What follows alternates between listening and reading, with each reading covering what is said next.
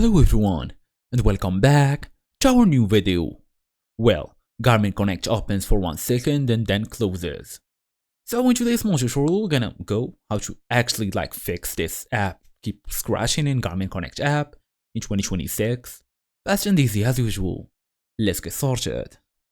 So first thing first, make sure you are fully connected to the internet, open your device and go all the way to Play Store or App Store depending on your operating system. Now we're gonna go to the search bar, then tap here, look all the way for Garmin Connect, see if there is any update needed. Make sure you just tap on the update button, wait a couple seconds, then you may reuse your app.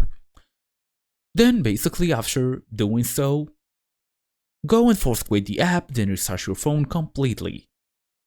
So this forces force quit the app, then restart as I told you. This will help you a lot. Just keep it in mind. That's it. Basically, that's the main idea here. On most phones, hold the power button and select restart. This clears temporary files that might be causing the crash. Then reinstall as a last resort. If you are basically still crashing, and install the app, then restart your phone.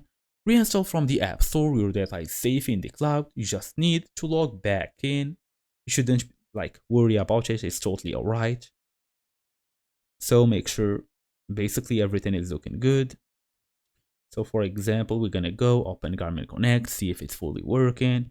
Then we're gonna go to app info all the way, go to storage. You can also clear the data or clear the cache, try to see if it will work after this, and that's it. Thank you all for watching, and I will see you all in the next video.